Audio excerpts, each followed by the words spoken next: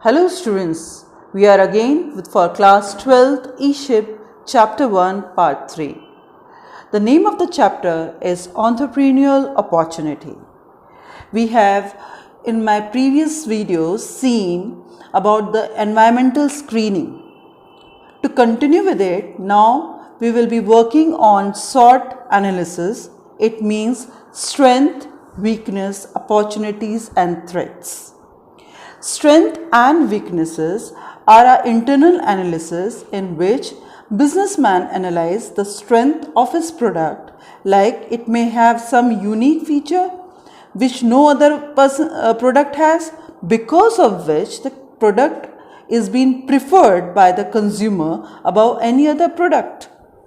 Weakness, if we talk about, means it can be related to something like price or type of distribution channel, or it can be anything because of which you lose your customer. On other hand, opportunities and threats, they are the external factors and it is the external analysis.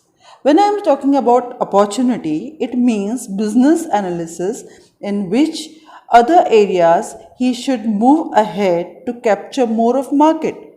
Like if I take an example of Maggi, which started with noodles, but when they came to know that kids love to eat Maggi with tomato sauce, then they saw the opportunity and launched the Maggi tomato sauce. Then we come to the threats. Threat means businessman should analyze what all can be the things in business environment which can create bad business image, or the product image can be hampered.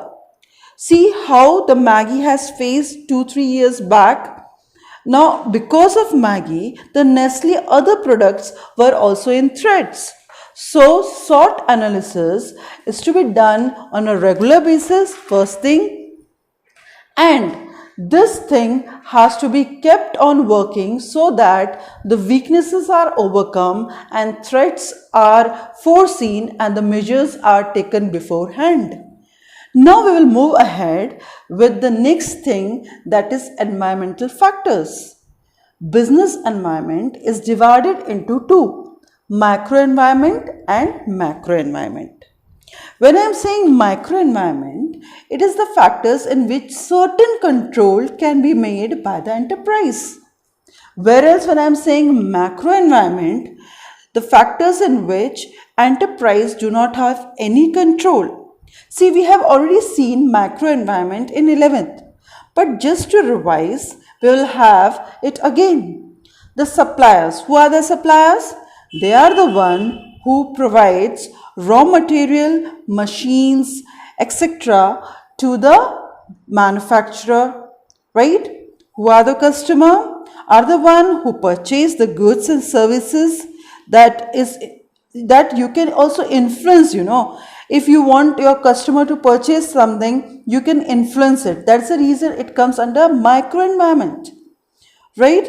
Then intermediaries. Intermediaries are like wholesaler, retailers, who are actually the part of their distribution channels. Then the competitors are the one who are with the same type of product or a very close product to your product in market. So you have to take care of your competitor very well, and you can control the things related to it. Then general public, they are the one in general but very important as they affect your product image. So they should always be taken care of. So this is microenvironment in which supplier, customer, intermediaries, competitors and general public is included. Now we'll move to macro environment, that is also known as PESTEL model. PESTEL. P for political, E for economical, S for social, T for technological, E for ecological and L for legal.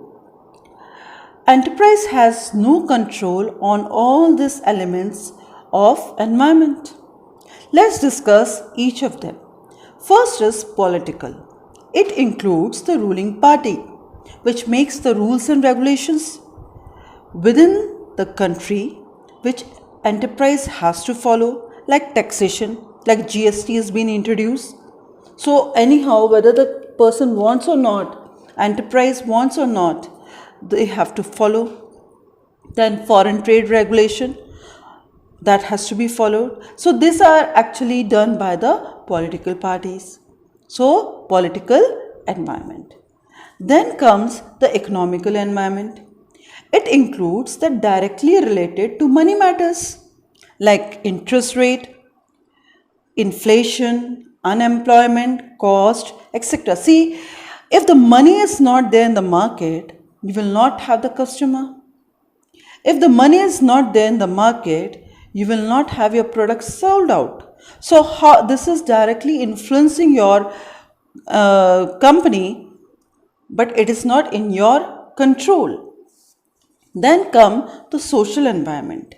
It includes society and its various elements like population, income distribution, lifestyle of people, attitude to the work, level of education. See, the way society is, accordingly you will have your business working within.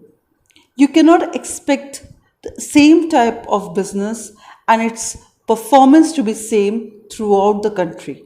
According to the distribution of income and the type of lifestyle people live, it changes.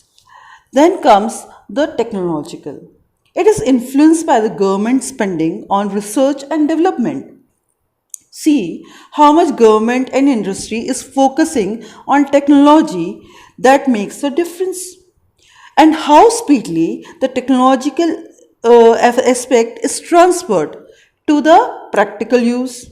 And one more important thing, that is rate of obsolescence. Rate of obsolescence means how fast the technology is becoming outdated.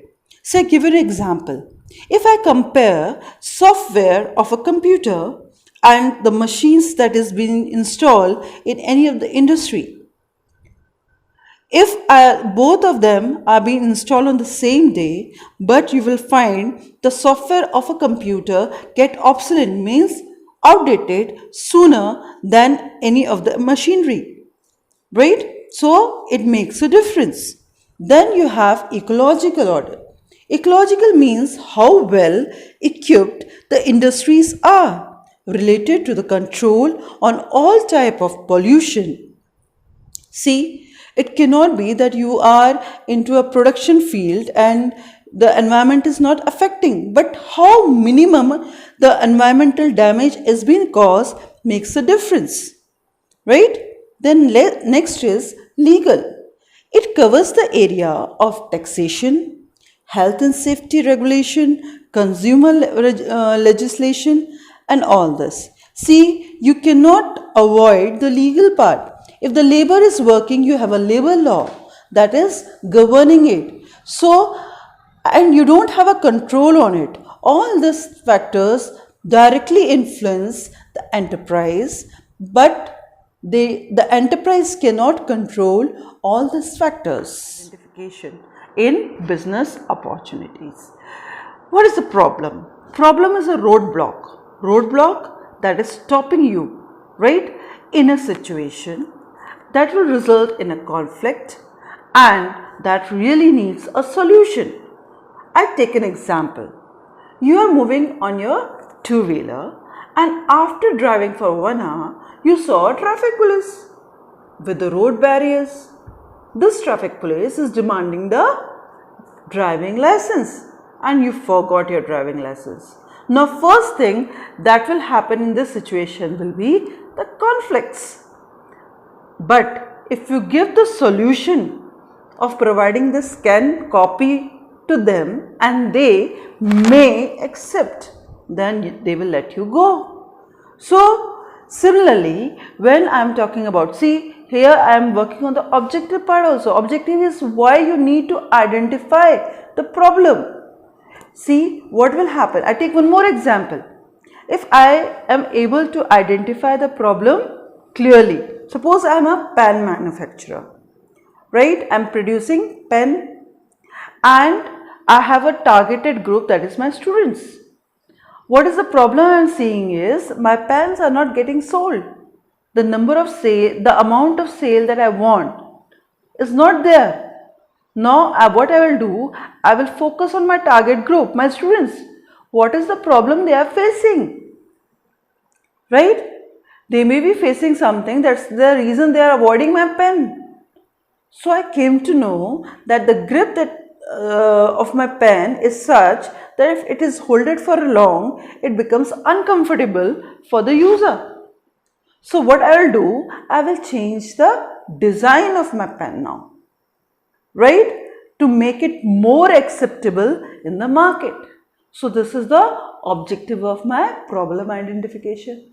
Now what is the use of problem identification? See what the result of it is.